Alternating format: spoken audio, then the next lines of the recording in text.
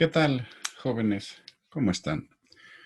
La última sesión que tuvimos explicaba yo el concepto de empresa dominante, incluso eh, desarrollamos un pequeño algoritmo matemático para entender un poco más a fondo esta actitud de ciertas empresas hacia la dominancia en el mercado, ¿sí? Sobre ese, sobre esa clase no hubo video, entonces pues muchos de ustedes me pidieron que grabara uno, que hiciera un video para este tema porque lo consideraban muy relevante. Y bueno, pues aquí está. Se los prometí y lo prometido es deuda, ¿sale? Entonces es una pequeña presentación eh, de antecedentes sobre el concepto de empresa dominante y luego voy sobre la parte matemática del asunto, ¿sí? Entonces voy a jalar la presentación, voy a compartir pantalla.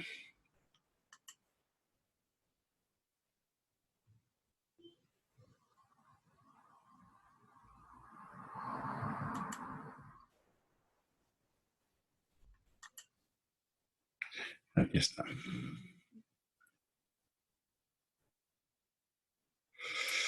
Bien ustedes. ¿Qué, qué entendemos o qué podemos decir a este respecto? Primero que nada, déjenme comentarles que pues no es común observar mercados en los que una empresa sea la única oferente, es decir, mercados donde existan monopolios declarados, que no sean monopolios pues del Estado. También es poco frecuente encontrar mercados fragmentados donde existan muchas empresas de tamaño similar. Entonces, el monopolio por un lado y la competencia perfecta por otro, pues son situaciones un tanto cuanto difíciles de encontrar en la economía. No obstante, lo que sí es común encontrar son mercados en los que una sola empresa o dos empresas o unas cuantas empresas obtengan más del 50% de su cuota de mercado. Esto es que tengan una dominancia desde el punto de vista de la cuota de mercado sobre las otras empresas. A, esta, a estas empresas se les conoce justamente como empresas dominantes. Y hay muchos casos, ¿sí? Por ejemplo, en México, en los 70s, 80s, había una empresa de fotografía, la Kodak, pues que prácticamente era una empresa que controlaba, yo creo que más del 70% del mercado de la fotografía en México y en muchos países del mundo. Entonces, ahora también hay empresas dominantes en algunas ramas de la industria. No voy a decir nombres para no, pues para no incurrir en ese tipo de situaciones. Entonces, la empresa dominante es algo actual, es algo vigente, es algo común en nuestras sociedades y justamente desempeñan un papel fundamental porque en tanto dominantes tienen una cualidad muy grande que es fijar un precio. Son empresas que tienen el poder suficiente para fijar precios en el mercado que obviamente maximicen sus propios beneficios. Las demás empresas, el resto, pues obviamente no tienen poder de mercado, difícilmente pueden influir en el precio y eso las hace que actúen como si fueran empresas eh, competidoras perfectas, ¿sí? Ellas consideran el precio como algo dado, como algo que estipuló, algo que definió la empresa dominante y pues lo único que hacen es tomarlo, aceptarlo y en torno a este precio, pues hacer sus planes de negocio. A estas empresas se les conoce como la franja, pues las vamos a conocer aquí como la franja de competencia o franja competitiva. Eh, ¿Qué factores determinan la existencia y dominancia de una empresa? Bueno, pues aquí hay muchos, miren ustedes. Por ejemplo, el nivel de inversiones irreversibles. Hay negocios que, por ejemplo, requieren una inversión fija muy alta y no cualquier empresa la puede cubrir. Estoy pensando, por ejemplo, en una gasolinera. Los costos fijos o los costos hundidos, como les llaman en algunos cursos de organización industrial, son muy altos. Entonces, no cualquier empresa puede amortizar ese o hacer ese desembolso tan fuerte. También hay barreras de entrada, ¿sí? Es importante cómo las empresas se las ingenian para construir barreras de entrada que impidan justamente la entrada de otras empresas. También tenemos lo que se conoce como externalidades de red. Esto es algo nuevo, es algo que está creciendo mucho y que obviamente pone en mucha ventaja a aquellas empresas que manejan este tipo de situaciones. Canales de distribución. Algunas empresas no son capaces de escalar dentro del canal de distribución, dentro del canal de comerciación, pero algunas otras sí y se incorporan en los eslabones subsiguientes que van más adelante y que conducen justamente a poner el producto en manos del consumidor final. Entonces, esos canales de distribución, algunas empresas los absorben, los diseñan, los rediseñan y los hacen a modo, los hacen apropiados pues para que sirvan a sus intereses. La reputación, la fama, ¿sí? La confianza también es un ingrediente fundamental en las empresas. La estimulación y creación de demanda. No hagas lo que los demás hacen, dice un empresario. Crea tu propio espacio, crea tu propia demanda, crea tus propios productos, sé innovador, sé creativo y en esa medida tendrás mayores ventajas en el mercado. Ventajas de costos también. Aquí, por ejemplo, el know-how en la producción de los productos hace que algunas empresas puedan contratar mano de obra ya con cierto expertise, con cierta dominancia de los procesos productivos y obviamente eso también genera ventajas. Y un portafolio de productos, esto es algo verdaderamente relevante para que la empresa saque o genere dominancia dentro del ramo industrial en el que se encuentra inserta. Entonces, estos son algunos factores que determinan la dominancia de una empresa y que son justamente los que conllevan a la aparición de este concepto de empresa dominante. ¿Cómo compiten las empresas? Bueno, pues miren ustedes, aquí tengo una diapositiva, la voy a explicar muy rápidamente, pero son insumos nuevos, ¿sí? Nada que ver con aquella teoría de la producción que nos enseñaban antes. Por ejemplo, la personalización es algo fundamental. Y es que los clientes desean cada vez más comprar productos modificados a sus gustos, a sus preferencias. Y esto hace que entonces la empresa sea lo suficientemente ágil y flexible para diseñar y personalizar este tipo de productos. ¿Sí? Entonces tenemos así, por ejemplo, empresas que hacen tenis que traen el nombre del cliente, del comprador, ya impreso dentro de la estructura del zapato. Líderes de la pérdida, dice aquí. Y esto consiste en darles algunos descuentos a algunos consumidores para dar una buena impresión. Entonces, el chiste es generar una buena imagen y las empresas usan esto como parte de una estrategia de posicionamiento en el mercado. Lo que les comentaba hace un ratito, pagar por los mejores trabajadores. Las empresas desean los mejores chefs, los mejores empleados, los mejores cocineros, los mejores técnicos en computación, qué sé yo. Todos esos, los mejores trabajadores, usualmente son contratados por las empresas dominantes para que reditúen a la empresa beneficios mayores. Revisiones en línea. Las empresas pueden buscar obtener mejores críticas en línea. Hay empresas que se someten a la crítica abierta en línea y entonces la revisión en línea se convierte en un importante insumo de aprovisionamiento de información para la empresa, ¿sí? Y en función de eso la empresa pues va a rediseñar sus programas, sus planes de negocio. La ubicación también. Para algunos servicios, los más importantes es estar en una ubicación correcta. Entonces, qué importante es la localización, la ubicación del negocio, de la empresa, para poder sacar ventaja de esto. Ya no se refiere solamente al espacio físico, ¿eh? Aquí estamos hablando ya de un espacio incluso virtual que juega cada vez un papel más importante. Nuevos productos. Entonces, anticipar tendencias en los mercados, desarrollando nuevos productos, ¿sí? Esto es algo genial. Para esto se requiere personal con características de prospectiva, con características de futuro y analizar hacia dónde se están moviendo las nuevas tendencias para que cuando las tendencias lleguen ya los productos estén en el mercado disponibles. Y publicidad. Obviamente la publicidad aumenta el reconocimiento y la lealtad de la marca. Entre más grande sea la cobertura de consumidores a la que la empresa llegue, pues eso le da un mayor poder de negocio, de venta de sus productos. Como ven, pues estos son algunos elementos que la empresa pone a su disposición y que le generan ventajas competitivas.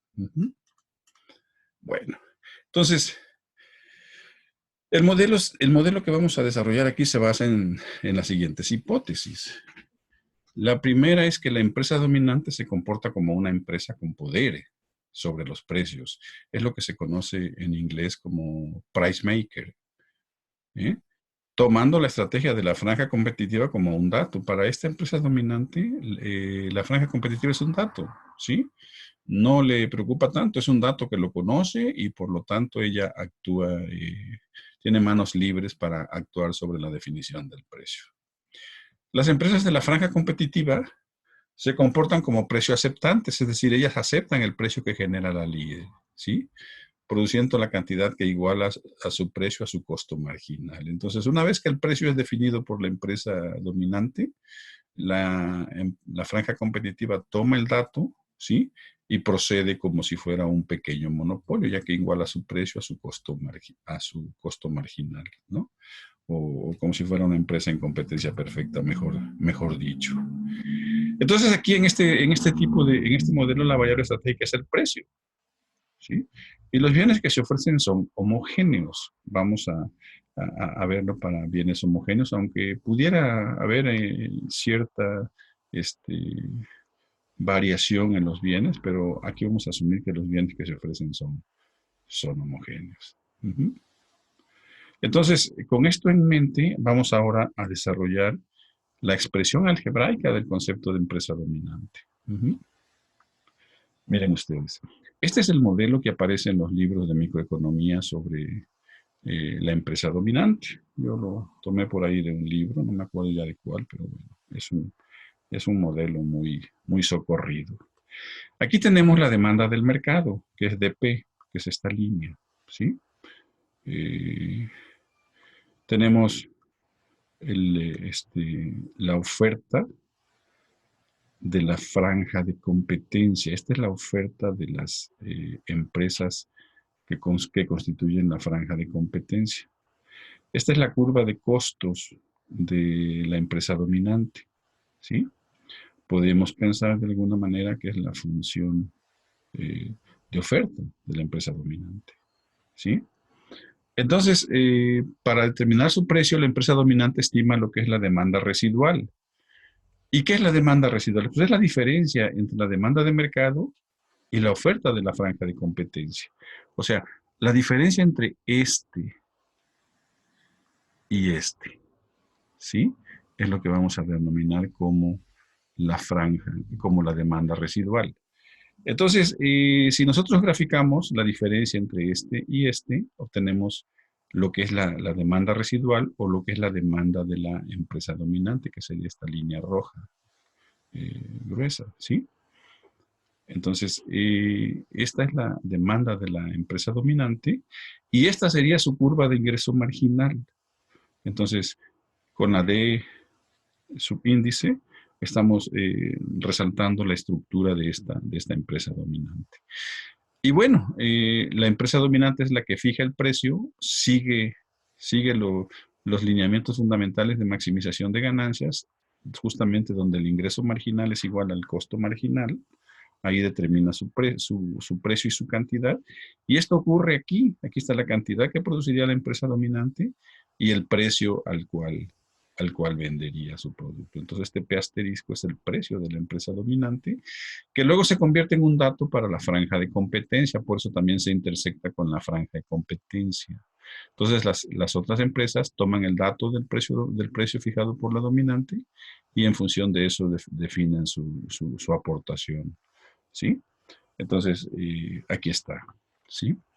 Entonces, QT, que es la cantidad total, sería igual a la suma de QD, que es la aportación de la empresa dominante, más QP, que es la aportación de la franja de competencia. Muy bien. Vamos aquí a ir moviéndonos hacia la estructura algebraica y le voy a llamar DP a la demanda total, tal como está aquí en la gráfica. ¿Sí? Y FP a la función de oferta de la franja de competencia, a esta que aquí tengo representada como SP. Bueno, vamos a llamarla FP. ¿Sí? Entonces, en función de estos dos datos, la empresa dominante tratará de maximizar su beneficio. ¿Sí? El beneficio que ella desea obtener. Vamos a suponer que su función de costos es lineal y que el costo marginal viene dado por C. ¿Sí? Entonces, vamos a definir su función de ganancias como la diferencia entre el precio, que en la gráfica sería el precio asterisco, este que está acá, menos el costo marginal. Y el costo marginal no lo tengo representado en la gráfica, pero sería este, aquí, lo prolongamos para acá, y por aquí tendríamos C, que sería el costo marginal. Entonces la diferencia entre P y C, que es lo que determina el índice de Lerner, ¿se acuerdan? ¿Sí? Es justamente lo que me representa este paréntesis. Son las utilidades netas o es la ganancia extraordinaria que percibe la empresa. Multiplicado por la diferencia entre la demanda total, ¿sí? Y la franja de competencia, o sea, multiplicado por la demanda residual. ¿Sale? Entonces, aquí está la expresión. Vamos a optimizar esta función. Vamos a optimizarla. Vamos primero a multiplicar. Miren, voy a multiplicar. Le voy a quitar los paréntesis y la P a estos dos para simplificarlo, para hacerlo más sencillito. Y voy a multiplicar P por D, aquí está. Y luego P por F, aquí está, es negativo, ¿ya vieron? Y luego C por D, que es negativo, y menos por menos nada más, entonces C por F. Me da esta expresión. ¿Sí? Aquí la reproduje tal cual y vamos a optimizarla. Vamos a optimizar. Esta es una función de ganancias o de beneficios. Entonces vamos a optimizarla. Y la vamos a optimizar con respecto al precio. ¿Sí? Entonces miren ustedes. Procedo a la diferenciación con respecto a P y veo que todas son un producto de funciones. Entonces tengo que aplicarle la regla del producto de funciones. Aquí sería la primera por la derivada de la segunda. Aquí está. ¿Sí? Más la segunda por la derivada de la primera. Sería la derivada de P con respecto a P. Pero la derivada de P con respecto a P es igual a 1. Entonces, 1 por D, que es lo que tengo aquí. Menos el siguiente término. La primera por la derivada de la segunda, que aquí está.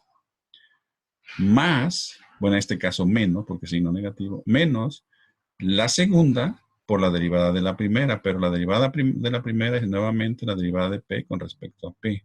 Entonces, es otro 1, entonces me queda menos F, ¿sí? Y aquí procedemos de la misma manera. La primera por la derivada de la segunda, ¿sí? Más la segunda de por la derivada de la primera.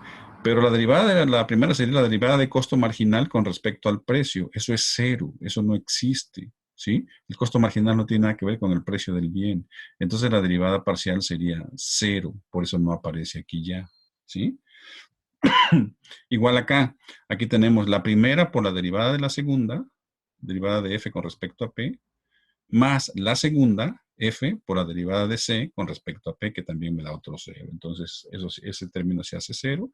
Y lo que me queda es esto, ¿sí? Aquí está. Muy bien, entonces lo que sigue es simplemente un proceso de simplificación algebraica. Aquí D y F que están solitos, los jalé, los puse primero, aquí están. Luego este se quedó, P por la derivada de D con respecto de P.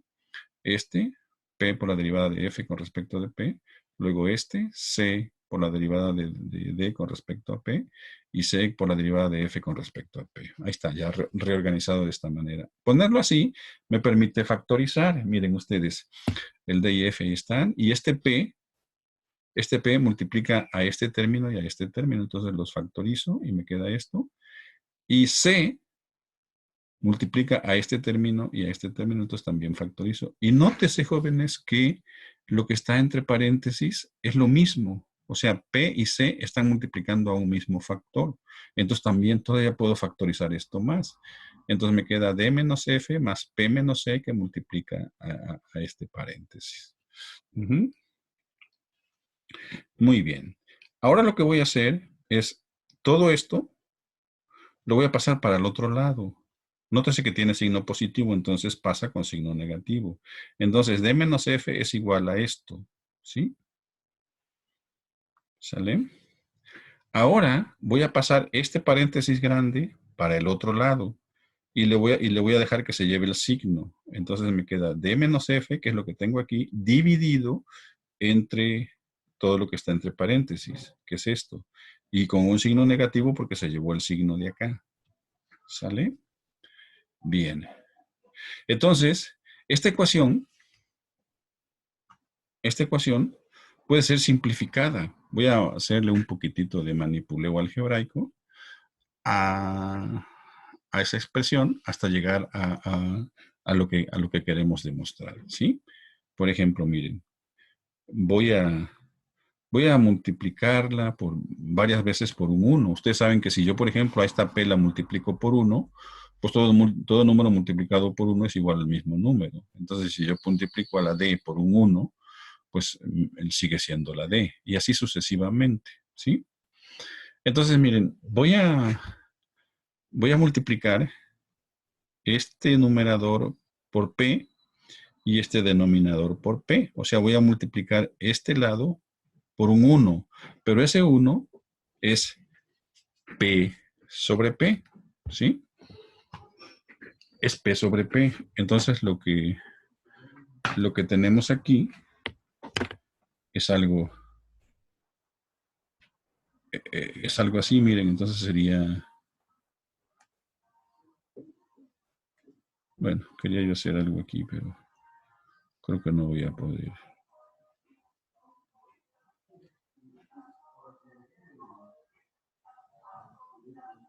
Ahí está, acéptenme la P del numerador, ¿sí? Entonces, multiplico por esto es un 1, ¿sí? Y me da lo siguiente, miren. Aquí está el P, ¿sí?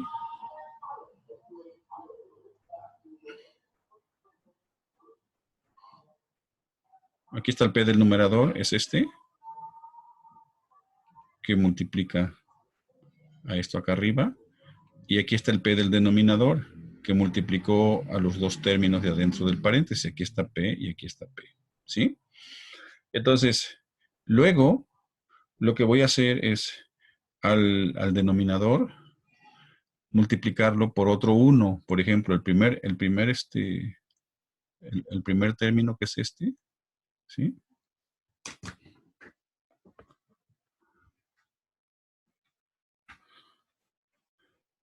Este es D sobre D, ¿sí? Esto es un 1. Y a este lo voy a multiplicar por F sobre F, y también es un 1. Entonces, lo hago. Y este término de aquí es un término que nos resulta muy conocido para los economistas, que es la elasticidad precio de la demanda. Esta es la elasticidad precio de la demanda, ¿sí? Multiplicada por D. Y este es la elasticidad precio de la oferta de la franja de competencia. Acuérdense que esta F es esta SP que tengo acá. Entonces, Es una especie de elasticidad precio de esta oferta de la franja de competencia, también multiplicada por F. Ujú. Entonces tengo D sobre F en el numerador y abajo tengo esto. Entonces tengo la elasticidad precio de la demanda, que es esto, aquí está, y esta es la elasticidad precio de la oferta. Aquí ya no la tengo multiplicada por D porque lo que hice fue dividir el numerador y el denominador, ¿sí? Entre D, ¿sí? Entonces, o más bien multiplicar, voy a multiplicar el numerador y el denominador por 1 sobre D, ¿sí? Entonces, 1 sobre D multiplica a estos dos y 1 sobre D multiplica a este y multiplica a este, ¿sí? Entonces, D sobre D me da 1 menos F sobre D, eso es en el numerador. En el denominador esta D se va, me queda un 1 que multiplicado por la elasticidad de la demanda es igual a la elasticidad de la demanda. Aquí tengo la elasticidad de la oferta, pero esta F queda dividida entre D, ¿sí? Entonces, ahí está. Este precio, ¿sí? Que está multiplicando a todo esto, lo paso al otro lado y pasa dividiendo. Miren ustedes, aquí tengo P menos C sobre P, ¿sí? Y esto, ustedes recordarán que es el índice de Lerner, es la expresión del índice de Lerner, ¿sí? Y entonces de este lado simplifico F sobre D. F sobre D es un concepto muy importante, ¿sí? Miren, F es la función de oferta de la franja de competencia y D es la demanda general, la demanda del mercado. Entonces, F sobre D me da como que la participación relativa de la franja de competencia en la demanda general del mercado. ¿Qué tanto provee de bienes la franja de competencia con respecto a la demanda del mercado? Esto es un porcentaje o un valor porcentual.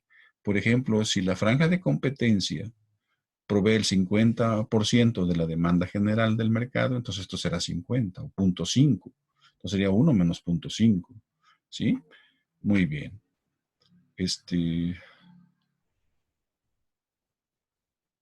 ¿Qué más? Entonces simplifico, a este F sobre D le voy a llamar SF, que es la participación relativa de la franja de competencia en la demanda del mercado, le llamo SF, y me queda esta expresión, ¿sí? Me queda esta expresión. Aquí tengo un ligero error, ¿sí? No sé cómo fue que se me pasó, pero miren ustedes, aquí, por ejemplo, tengo un más, pero en realidad es un signo menos, ¿sí? Y aquí también, aquí tengo otro más, pero en realidad es un signo menos, ¿sí? Y esta ecuación es bien interesante. Miren lo que me dice. ED es la elasticidad precio de la demanda, EF es la elasticidad precio de la oferta y SF es justamente la cuota de mercado de la franja de competencia, ¿sí? Entonces, si no hay, fíjense bien, si no hay franja de competencia, supongamos que SF fuera cero, esto sería cero, entonces sería 1 sobre la elasticidad precio de la demanda, ¿sí? Ese sería el monopolio, el caso del monopolio, ¿se acuerdan? El índice de Lerner es igual a 1, al negativo de 1 sobre la elasticidad precio de la demanda. Entonces, este sería el caso del monopolio, nada más hasta aquí, ¿sí? Pero como no es monopolio, entonces existe una franja de competencia que lo que va a hacer es reducir el poder de mercado de la empresa dominante. Entonces, esta SF va a operar como un atenuante o como un controlador, o no sé cómo llamarle, como algo, ¿sí? Que reduce el poder de la empresa dominante. Entre más grande sea SF, ¿sí? ¿Sí? Entre más grande sea, más pequeño es el índice de Lerner y menor es el poder de la empresa dominante. Entonces, en economías como la economía mexicana, Hay políticas para fomentar la competencia de las empresas y para hacer que esta SF sea más grande y de esa manera reducir el poder de mercado de los monopolios, ¿sí? Entonces, el equilibrio de la empresa dominante corresponde a una situación de monopolio atenuado, ¿sí? ¿Quién lo atenúa? La franja de competencia, jóvenes, ¿sí? La franja de competencia es la que actúa como atenuante y hace que la empresa dominante no sea tan dominante, ¿sí? Dice aquí, si comparamos ambas expresiones, usted se podrá dar cuenta que en el caso del monopolio atenuado, el numerador es inferior y el denominador es superior en relación con la situación de monopolio. Así, la franja de competencia actúa como una traba al poder de monopolio de la empresa dominante. Cuanto mayor sea la cuota de mercado de la franja de competencia, SF, y o la elasticidad de su oferta, EF, tanto menor será el poder de mercado de la empresa dominante. Entonces, si queremos en una economía reducir el poder que la empresa dominante pudiera tener sobre el mercado, jóvenes, la estrategia es muy simple: fomentar la competitividad, hacer que más empresas ingresen al mercado, ingresen a la industria y que tengan ciertas ventajas sobre, para poder insertarse, para poder penetrar a las actividades que la empresa dominante realiza, ¿sí? En el caso de México tenemos una ley federal de competitividad que justamente hace eso. También opera como una ley antimonopolios. Y bueno, el objetivo es ese, ¿no? Cómo reducir el poder económico, perdón, de la empresa dominante. Conclusiones. ¿Qué podemos concluir? Pues lo primero que podemos concluir es que las empresas dominantes han alcanzado altas participaciones de mercado al crear ventaja ante los rivales. Las empresas dominantes no necesariamente son dañinas para la competencia, son fundamentales. Acuérdense que gran parte del poder que tienen lo fundamentan en la innovación, en la transformación, en el cambio tecnológico. Entonces son fundamentales. Pero si tienen detrás de ellas una empresa pequeña que le acicatea, que le disputa el mercado, se tiene que volver más eficiente. Entonces, fomentar la competitividad es una estrategia importante. Ha sido importante la disminución de costos, satisfacer las necesidades del consumidor y tener una buena administración, ¿sí? Claro que lo es, ¿no? Al lograr dominar el mercado, el desafío de la empresa dominante pues consiste justamente en mantener esa dominancia a lo largo del tiempo. A veces ocurre que algunas empresas son dominantes, pero con el paso del tiempo pierden esta dominancia porque las empresas de la franja de competencia logran desbancarlas o logran sacarlas de esa posición dominante que tienen. Para ello es relevante la estrategia de la empresa, crear barreras a la entrada y al crecimiento de los entrantes y sobre todo, jóvenes, impulsar su eficiencia. Entonces, la eficiencia económica, la eficiencia estratégica, la innovación, la publicidad, el cambio tecnológico, el anticiparse a los mercados, ¿sí? El generar ventajas de red y todo eso que vimos en una diapositiva atrás, son elementos fundamentales que van a asegurar, al menos durante ciertos periodos de tiempo, la dominancia de las empresas en la economía. Bueno, pues esa es la historia de la empresa dominante. Espero les haya gustado y bueno, pues misión cumplida. Lo prometido está cumplido. Gracias por su atención, jóvenes.